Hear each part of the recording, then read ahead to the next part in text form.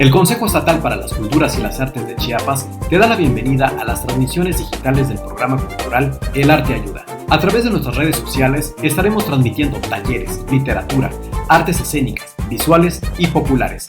Sigue nuestras transmisiones y disfruta de todo el talento y la pasión de los artistas y creadores de Chiapas. Hola, bienvenidos. Soy Fabián García de Comitán de Domínguez. Yo les voy a hablar de un tema, el origen de la poética en tres poetas chiapanecos, que es Arbey Rivera, Fernando Trejo y César Trujillo. En esta ocasión les leeré el primer ensayo, que corresponde al origen de la poética en Volver a Ítaca de Arbey Rivera. Tanto en el relato de Aída Valdepeña, hallado en el prólogo a la segunda edición de Volver a Ítaca, cito: Arbey Rivera subía las escalinatas y llegaba al final del faro con una facilidad digna de aplauso. Desde ahí me gritaba: un día me iré a Ítaca navegando en crines de caballo.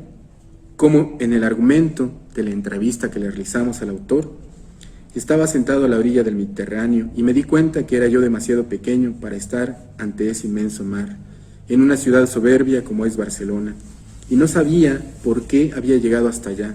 Entonces estuve meditando y me di cuenta que necesitaba tomar fuerzas de mis raíces, de mi origen, de mi familia.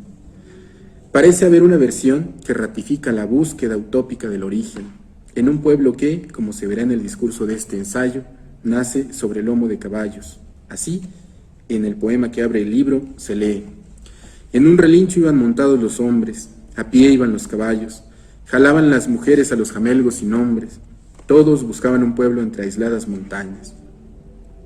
Es sustancial tomar en cuenta las tres partes que dan ejemplo de confesión de hechos que el poeta asigna, expuestas en los breves párrafos hasta ahora escritos: el relato de Valdepeña, la conversación y el poema ya citado. Pues no abandonarán en Volver a Ítaca tal consistencia que se agregará a Palomas y Gitanos, La primera casa, Ventanas, Buscando casa y La Odisea nueva. El poemario de Arbey Rivera principia y concluye con el relincho de los caballos. Al inicio, los hombres van montados sobre el sonido y, al final, este es solo un recuerdo para aquellos que se van. Mi infancia, justifica el autor en la entrevista, estuvo supeditada en los caminos, en los lomos de los caballos. Entonces, fue el relincho del recuerdo el que me dio la pauta para volver a Ítaca.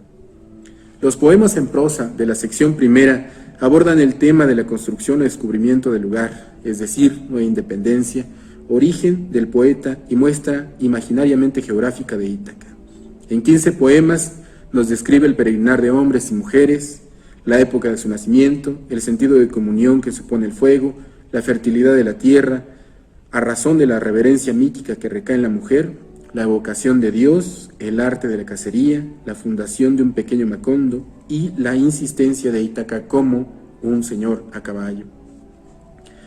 Mi pueblo es Ítaca sin nombre, es una leyenda no escrita en grandes pergaminos.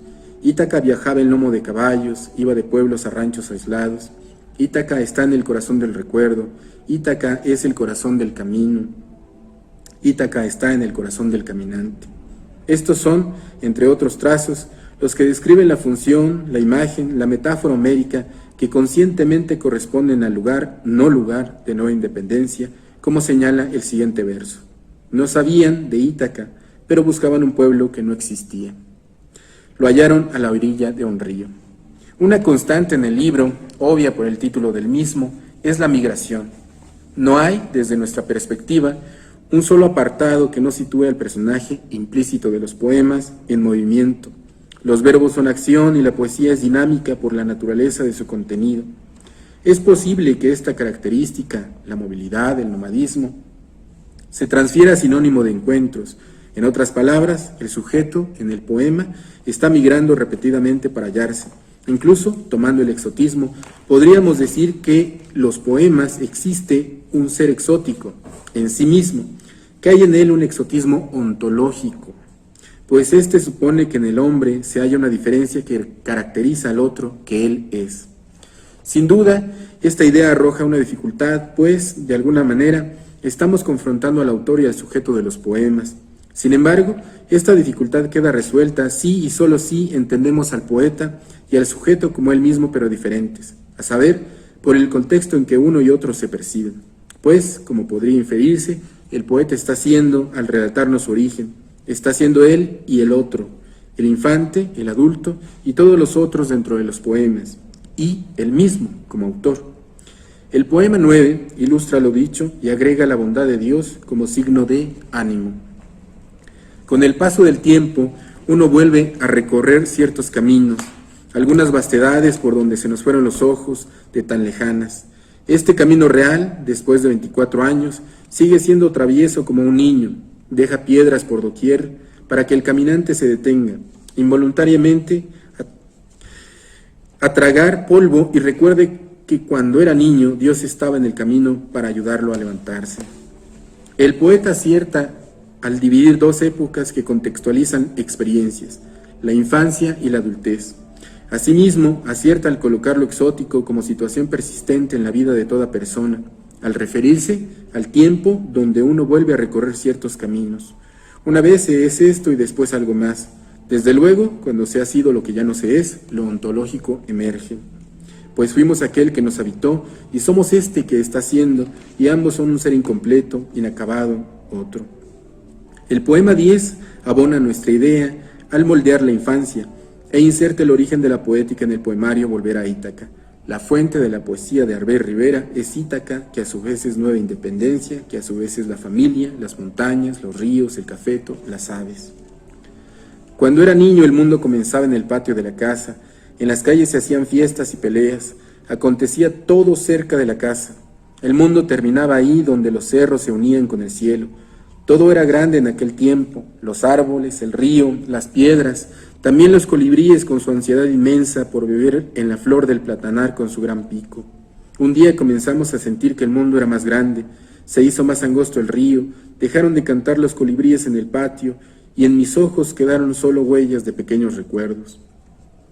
En Palomas y Gitanos se halla el poema o uno de los poemas más tristes de la obra, un canto de nostalgia, y a la vez encontramos el texto con mayor picardía que narra, con un verbo inventado, noviar, la tradición del amor en el pueblo. Anabelí, don Gregorio, el ciego, Beto Tonto, se agitan en la atmósfera del nahual, el jinete, Borromeo con rabia y los novios. El último poema de esta sección, además, es el primero que menciona de forma directa el asunto de la migración. No ya como la búsqueda del terruño, todos migraban de una tierra que ya no tenía tierra, sino en lo concerniente al sustento económico. Algunos terminaron siendo gitanos o migrantes por el norte. De Anabelí, la niña, la hermana con vida breve, escribe Arbey. Anabelí es una paloma en el campo, es una gitana que partió de niña a las montañas, lleva años viajando en el recuerdo, en el aroma blanco del cafeto.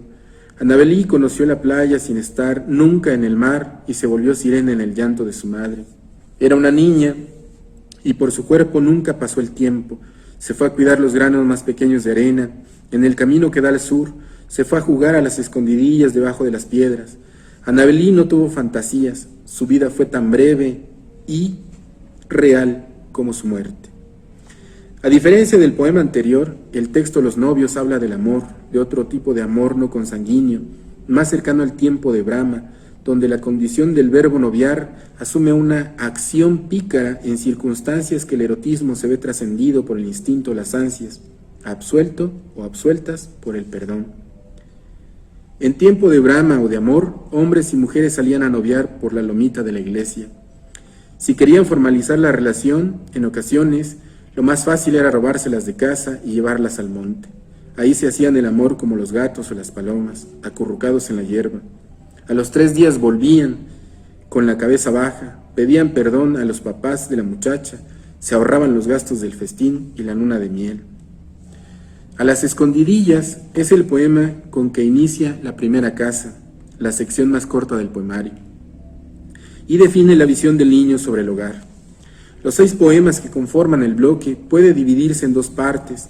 En la primera invade la algarabía, el sol, los pájaros y el río se manifiestan como hechos que dan nombre a una construcción de la mirada. Contrario a esto, en la segunda parte, la casa está rota. A la casa le cerraron las ventanas y comenzaron a jugar a los ahogados. El sol ya no cabe, la casa está sola. Esta dualidad, que podríamos definir entre lo fértil y lo estéril, se observa al leer con atención los poemas a las escondidillas y los confines. El primero es un canto a la vida y el segundo recuerda las ausencias, el abandono. En aquel tiempo Llegaba el amanecer en el silbido de los pájaros. Por la tarde, la luz del sol entraba a través de la ventana. Se metían como una culebra amarilla hasta el fondo del cuarto. Ahí se quedaba un rato, debajo de la cama, donde los ratones y los niños jugaban los domingos a las escondidillas. Vale la pena mencionar que, si bien los ratones compartían con los niños el lecho del sol, como un ejercicio de camaradería de la anécdota feliz del esconderse, en otro tiempo, en el mismo espacio, los ratones de la casa abrieron agujeros detrás de las paredes, pero el sol ya no cabía. Las sombras comenzaron a borrar el olor del café y la canela, es decir, la casa dejó de ser, en su semántica, la unión familiar. Ella tenía corazón de barro, latía en la tierra y el río, el pasto seco crepitaba en sus paredes, figurillas de piedra se incrustaban en los adobes rojos, mi casa acorazada de recuerdos, mi casa abandonada en los confines, ay, mi casa sola y blanca, carcomida de ausencias. Ventanas es una mención del hombre y sus demonios, una expresión platónica que sugiere el mito moderno de la caverna. Las sombras son fieras y la razón, el hecho sobre el cual existen. Las casas son maravillosas, te cubren de la lluvia y el calor, te brindan una mesa, un sofá para el cansancio, una cama para amar el cuerpo. Son maravillosas estas cavernas modernas, donde el mismo mono de hace siglos sale y entra todos los días, huyendo de las fieras que ha llevado dentro de sí toda la vida. Incluso, en un sentido antropológico, las ventanas, como metáfora de los ojos, permiten la introspección. A través de las ventanas de una casa se puede ver hacia afuera o hacia adentro del mundo y de uno mismo. Y a la vez señalan, dentro de la estructura del poemario, una puerta que hace visible la separación del seno-casa al realizar un estudio mínimamente sociológico de cómo ahora el hombre es al abandonar la infancia. En esta casa ahora vive un monstruo que al amanecer agradece la luz, bebe café, escucha música y confía en el mundo con la inocencia de un niño, con la obstinada maldad de un dios. Es de notarse que el libro de Arbey Rivera puede leerse dividiéndolo en dos épocas, una de la niñez y la otra de madurez. Las tres primeras partes, Volver a Ítaca, De palomas y gitanos y La primera casa, resumen la etapa infantil y adolescente a través de la búsqueda o el hallazgo del pueblo, Ítaca, de los personajes y familiares que habitan su memoria, que le hacen recordar la dualidad en uno mismo, al inmortalizar el amanecer con el silbido de los pájaros y al precisar el abandono y las ausencias que carcomen. Después, en Ventanas, Buscando casa y La Odisea Nueva, el hombre se construye con lo que le toca de recuerdo.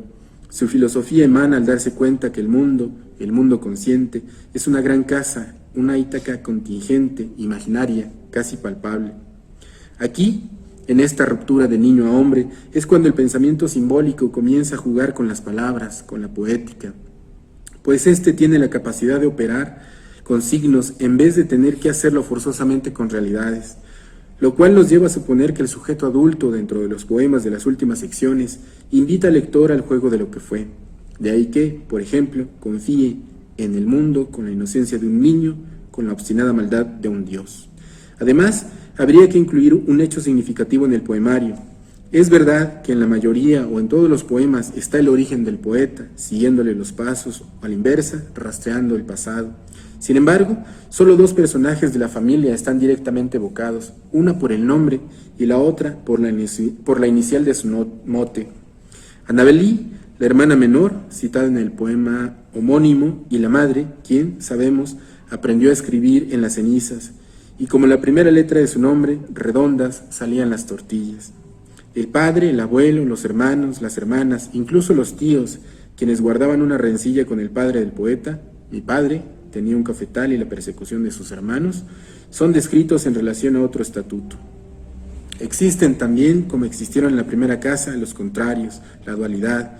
No es ya lo fértil o lo estéril, sino el verano y el invierno conceptualizados en las ventanas que, como manifestamos, son la metáfora de los ojos. Así, al invierno nadie debe pedirle que deje de ser frío, porque le es intrínseca su condición melancólica y fantasmagórica. Desde esa ventana alguien ha visto el invierno, el humo blanco de la respiración intangible de los muertos, la mancha gris de los recuerdos que se quedan adheridos al sonido de los pasos que van y vienen por la avenida fría. Por fortuna, aún con reminiscencias de melancolía, el verano es un espejo de agua que refleja la musicalidad líquida del día, pues el llanto es la premonición de la nueva claridad. La poesía de Arbey Rivera tiene la construcción de poemas en verso y prosa, con ritmo y melodías capaces de ser escuchados, leídos por cualquier oído. Mas, en Corazón, poema que inicia buscando casa, se halla un par de versos que, por su imagen, despiertan o aguzan el oído e infunden al pensamiento una sensación indescriptible pero sentida. El poema comienza con una sentencia negativa, la cual también es positiva al afirmar categóricamente que el corazón de la casa ha de estar en un sitio. El corazón de mi casa no está aquí, ni lo llevo conmigo. Ha de estar en un sitio, en un lote baldío que no sabe mi nombre, en un muro inconcluso donde chocan los sueños. Luego están los versos que dan vida a esa imagen de la que hablamos y que, además, guarda, por la sensación al leerla, un secreto entre la lluvia y el cántaro. Un día de llover y, de seguro, crecerán nuevas flores en un cántaro.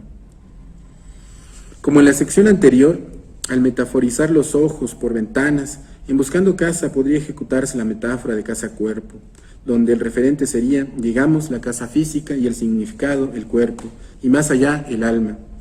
En este sentido, insistimos en la intencionalidad tan repetida de los contrarios, como sucede con el no y el sí de este apartado del poemario. De tal modo, en los primeros 4 poemas, el no está presente, el corazón de mi casa no está aquí, esta casa no se vende, esta casa no se renta. Luego hallamos el sí, se renta esta ventana, se alquila una silla, se comparte la cama. La negación y afirmación enfatizan lo que consideramos una introspección del cuerpo-alma, como reconocimiento de sí mismo, de lo exótico. Esta casa no se renta, alguien que no soy yo ni eres tú, está soñando adentro. O como sucede en Casa Renta 5, la intuición es propedéutica e indica los mundos transformados, mundos puros que fueron soñados. Se alquila una silla, desde la cual usted podrá mecerse como un niño de cuna. Los años pasan volando en esta silla.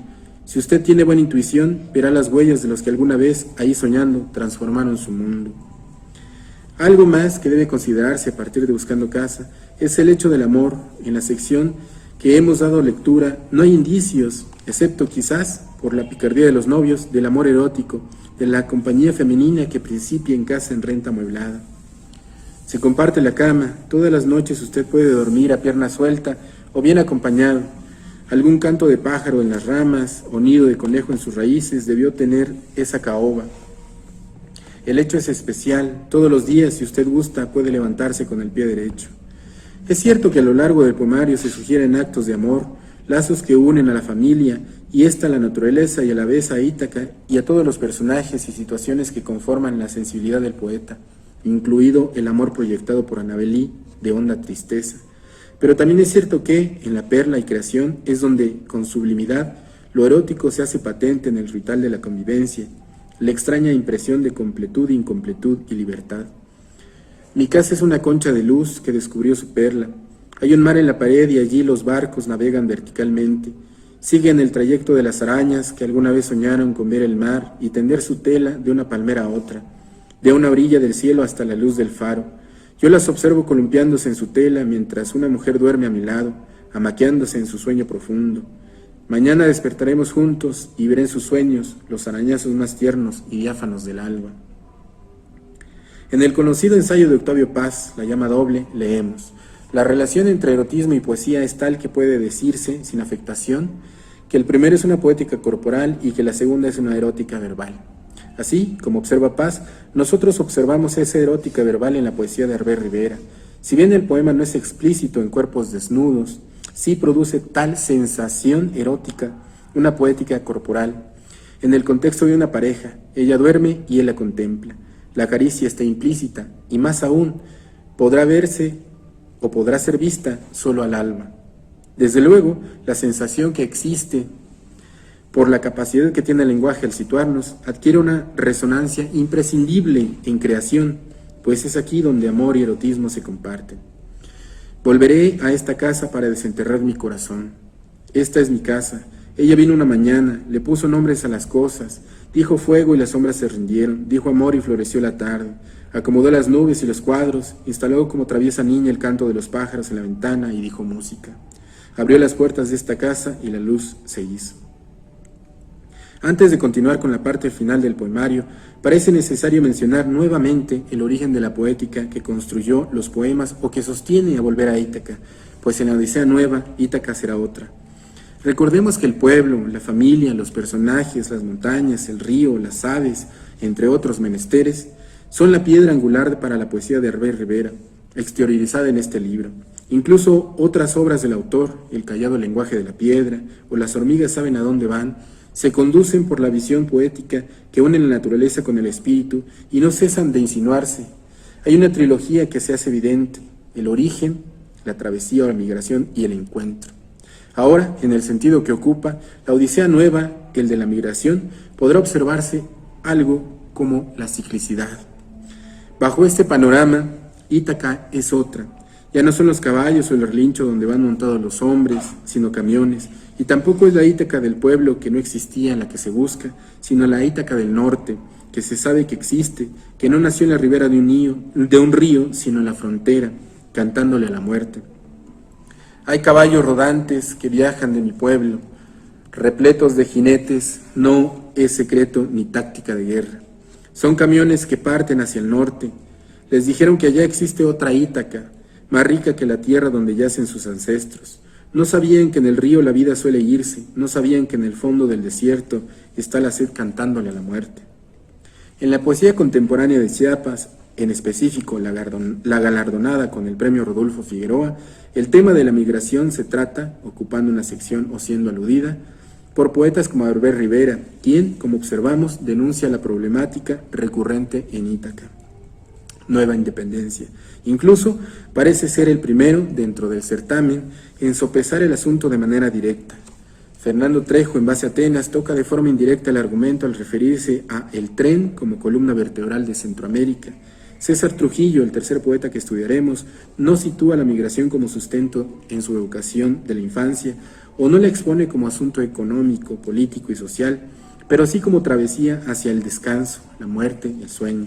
En este sentido, Arbey consigue situarse como el primer poeta ganador del premio Rodolfo Figueroa, que revela las circunstancias de las migrantes de su pueblo, el abandono que produce, las muertes que suceden, la nostalgia de los que no vuelven. Otro poeta de Chiapas que aborda la situación de los migrantes, dedicando un libro entero, es Balam Rodrigo.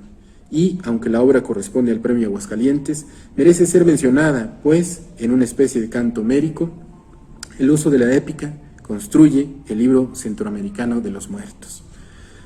Retomando la Odisea Nueva, en ella existe una constante, la nueva dualidad, los nuevos contrarios que se repiten. Entre el origen, descubrimiento y población de Ítaca, y la moral del hombre, que ya no ve en Ítaca nueva independencia, donde yacen sus ancestros, el futuro o su sombra. Antes, en aquel tiempo, el camino real, que después de 24 años sigue siendo travieso como un niño, ahora solo hay silencios de los hombres que se fueron de mi pueblo. Se encontraron con un nuevo camino, se tiraron en las aguas de otro río, sin un barco de papel. Aquellos que pudieron llegar al otro lado no volverán nunca, o de seguro están bordando el sueño de regresar en la frontera.